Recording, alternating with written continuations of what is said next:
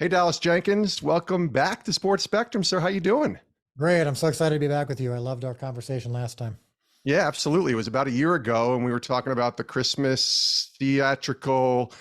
debut of a special that you guys have for The Chosen. And here we are getting ready for season 3 to start. We're going to talk about it in a second, but we got to start with your beloved Chicago Bears first. I mean, I feel like the Bears are asking the football gods, why have you forsaken me, Dallas? I mean, we're talking about trading Robert Quinn, trading Roquan Smith, a great win on Monday night against the Patriots, then a tough loss to the Cowboys. Then you trade for Chase Claypool, a step forward, a couple steps back. Like, how are you feeling right now about your Bears? Not great, but um, partially because I'm not the, I'm quite unsure about Justin Fields, to be honest with you. I love the new regime. I love I mean, I think we need to rebuild. That's all fine. And we're certainly going to get a chance to see whether or not Fields is the long-term answer, because we traded for Claypool. I don't love trading a good second round pick for Claypool when he's a little bit unproven, but Mm-hmm. they're saying we're going to give Fields the chance to prove himself. We're going to give him the weapons, no more excuses. Not that Fields has been asking for excuses, but we're gonna see how this can work. But we have a massive amount of cap room for next year, and I don't think you can pay Roquan Smith what he wants in a rebuild, and especially for at a position that's not quite as important as offensive and defensive line. So I'm hoping that in the draft and in free agency we pour everything into the lines, and I hope that if we do find out that Fields isn't the answer, I'm just not sure I believe in his throwing motion, so I'm concerned about it. But if we do find that he is the answer, we better get on it right away and surround him. If he's not, then we have to quickly shift gears, and that's always tough for an organization to do.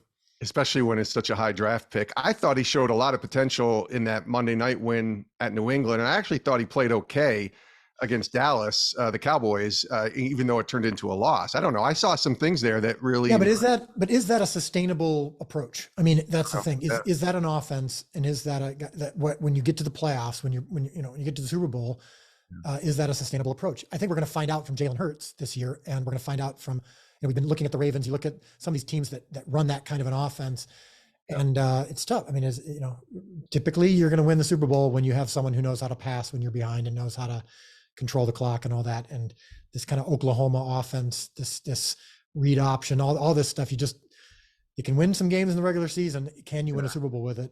Yeah, the Eagles are a great sort of blueprint test, I think, for a lot of teams to say, can we, because they're so good right now, but is that sustainable? Does the team with a legit quarterback take them out in the playoffs just because it's not sustainable in the postseason? So, yeah. I mean, Josh Allen can run, but he can throw the crap out of the ball when he needs to. And Mahomes we'll too. see. We'll see. Yeah. Well, hopefully you can find some happiness with your Chicago Bears. I know a lot of people are going to be happy because we have The Chosen season 3 coming out. And I'm just so impressed with the millions and millions of people. I think I know we don't do numbers too often, but 436 million when I looked at the app today of views of The Chosen, which is just mind blowing. And I know last year, I think it was 300 million when we had you on. I went and listened just to see kind of what the comparison was. That's a lot of people. When you think about where The Chosen is in season 3 coming in theaters, does it just kind of blow your mind still when you hear the enormous popularity that this series has taken on over the last few years? Yeah, it does. But I have a really interesting, well, I don't know if it's interesting or not, but it's, Yeah. I think it's odd answer to that question, because I'm certainly blown away at what I believe God is doing with this show. I mean, when you see the show growing like it is, that's just objectively speaking, it's interesting because the show is free. Less than 5% of people who watch it actually pay for it, and yet it's continuing to grow. It's certainly a unique phenomenon if you're watching the media landscape. Last year, we were the number 5 most searched program on all of Roku. Like, we're talking Yellowstone, SpongeBob SquarePants, Harry Potter, The Chosen. Wow. And yet I would imagine that there's many people listening to your show right now who hadn't heard of it until you had me on. We're the most famous show no one's ever heard of. So all that to say, it's very unique. And if you're into the media space, it's very compelling. That said, I don't think about that stuff. God took that away from me several years ago. I mean, I had a huge career failure. My desire to people please, my desire for results, my desire to look at numbers was all taken away from me in the best way possible. And when I'm writing an episode, or when I'm on set working with the actors, uh, I can't think about avoiding criticism or gaining praise. I can't think about how many people are going to buy tickets or not. I really have to be focused on doing the best show that I can and not worry about it. And I think you can relate to that to some extent. I mean, when you're talking into the microphone, Yes. I would imagine that you want to be talking to one person. You're trying to connect with that one person. If you start thinking about, well, today I might have 1 million listeners, or 200 or 1,000 or whatever it is, you don't want that to change your approach. You don't want that to change what you're talking about. The same is true of the show. So I really try not to think about that too much. I'm not surprised by it because obviously God can do anything, but I Right. wouldn't be surprised if it didn't do that either. I'm really kind of in this place of surrender. It's like a sports correlation too, right? Like I think if you think about an athlete, they might, if they get too caught up in thinking down the road or thinking about results in terms of, you know, stats and even wins, like they're just trying to focus on, they say it one day at a time, cliche, but that's a parallel, I think, to what you're doing here, right? Well, you look at, I mean, Nick Saban, I mean, calls it the process. And I Yeah. think that's what allows them to be so successful is even within the game they're playing, even when they're in the national championship game and even when they get into overtime, whatever it is, they are just obsessed with, we're still going to continue the process. And I think it's a great life lesson. Dallas Jenkins is here on Sports Spectrum, creator and director of The Chosen series.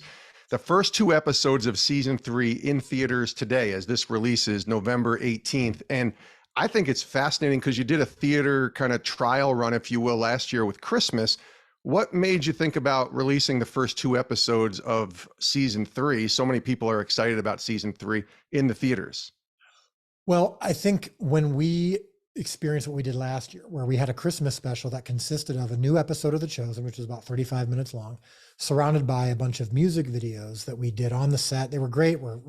But that's not typically a theatrical experience. But we decided to do it as a 2-night event. You know, one screening per night, and we sold out in an hour and a half. And so the theaters all were like, well, let's keep going. Let's extend this. I mean, theaters were especially suffering because people weren't, going to the theaters much. We ended up doing over $14 million at the box office without even really trying. I mean, we barely spent any money on advertising. We were just like talking to our fans. So we thought, well, people clearly want to see things in theaters. We love that experience. I, as a filmmaker, love to see it in theaters. It's a great opportunity for marketing, meaning even if worst case scenario, we break even in the theaters, the marketing and PR that we get from that, the exposure that we get, people seeing the posters in the theaters, people seeing their friends talk about it is tough to replicate. But ultimately, it's also another opportunity to generate revenue. There's just a lot of reasons to do it and very little downside. So the show is still going to eventually be on our streaming app. I mean, the Chosen app is going to be the place to watch this. And ultimately, and it's totally free. You don't even need to sign up or enter your email address or anything. It's totally free. So that's obviously always going to be the case. But why not give people a chance a couple weeks early to see it in theaters if they're willing to do that? Well, you may have just answered my question because I'm not just, a guy hosting a podcast. I'm a fan of the show, and I'm thinking, all right, so the first 2 episodes are going to be in theaters. When's the whole season going to be out, Dallas? Can you tell us any more about that? Yeah, it's funny. I'm no longer Dallas the friend or Dallas the father. I'm now Dallas the guy with information on season 3. That's all people seem to care about. Yeah, so shortly after it's in theaters, it will be on the Chosen app. Episode 1 will come out, and then each episode will come out 1 week at a time. So, Nice. Like for example, episode 3 will be out on the app on Christmas Day. So we'll host a big live stream like we always do, and then it'll be available. And then right now we're talking about putting episodes 7 and 8 together in theaters as well, because the feeding of the 5,000 scene happens, and that's such a huge scene. It demands to be on the big screen. So we're going to do that. But yeah, once it starts the streaming process, it'll be one a week. And the plan still is to do 7 seasons, right? That was always the plan with this? Yes. 7 seasons. So right now, I mean, I'm editing season 3, writing season 4, because the train never stops. Well, that's where I was going to go. And I'm thinking, I'm not supposed to ask a question like this to a guy who's so focused on the process, but has God already maybe revealed a little bit to you about what might come after The Chosen? Because I'm just thinking about the characters that are in The Chosen. I'm not saying you have to have plans yet or anything, but like, have you even gotten to a point where you could think about all these characters that are in The Chosen could have their own stories in some ways when you think about the New Testament? Yeah. After I'm done with the 7 seasons of The Chosen, I'm going to take a nap for about a year. I hope you can forgive me for that. Of course.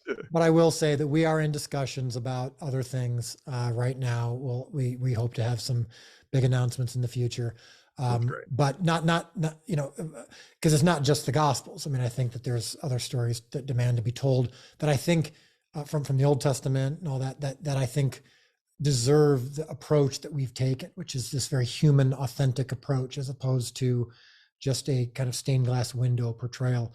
So we're in discussions about that, but there's a lot of different ways it could go. I mean, you think about the Apostles, you could do it as a movie, you could do it as a miniseries, you could do it as multiple ways you could go. But genuinely, right now, the primary focus almost exclusively is what we're doing, which is the Chosen series. And even if we do these other projects, I wouldn't be able to do them all myself. Yeah. So we're in discussions to figure out ways that we can expand this universe a bit. Yeah, I knew I should have asked. It's like asking a person who's going to be a free agent where they're going to play next year, and they're like, "I'm just trying to get through, the next 2 weeks." I'm just taking it one day at a time, Jason. Just one day at a time. That's right, Dallas. All right, we're winding down here. My last question for you. It's getting close to Thanksgiving, and I thought this would be a good question to kind of close us with. When you're thinking about gratitude and where like God has you, and just thinking about the last 3 or 4 years involved in this project, and the next how many years it'll be until you finish, what comes to mind when you think about Thanksgiving, gratitude, and kind of the season of life that you're in? Well, as a sports fan, you think about the Lions and the Cowboys because they'll be playing on Thanksgiving. The best holiday, by the way, isn't it? The best holiday when you're watching football, eating turkey. Yeah, but I will say for sure this season we do my family, we're all going to be together, right, including my 2 college age kids, and at the end of the day, I never want to lose that posture of gratitude, even when season 3 was the most challenging season we've ever filmed by far. The challenges of the content of season 3. I mean, this is a really difficult season for our characters. And I remember just even this morning, I was praying kind of in my morning prayer. And I remember consciously thinking like, no, I need to not always just ask for things or ask for help, or I need to express worship and gratitude for the fact that we are where we're at. And what I'm grateful for in this year more than anything else is that in spite of all the challenges of the show, in spite of all the growth of the show, God has not let me off the mat from surrender. And my family is surrendered to this process. And so you might think, oh, you might be grateful for a really successful show. That's not really what we're grateful for. We're grateful that we're still intact, that we're still surrendered, that we're still focused on honoring Jesus in the Gospels, and that He hasn't.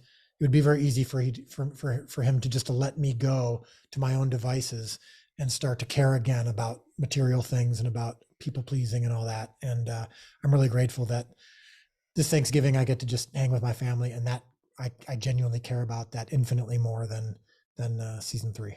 Yeah, that's really good to hear. He is Dallas Jenkins. Again, season 3, first 2 episodes of The Chosen coming to movie theaters today as we release this November 18th. Excited to see what you got planned, Dallas. It's really awesome what you've been doing with this series, and just pray all the blessings on you, my friend. Thanks for coming back on the show, and hopefully we'll do it again pretty soon.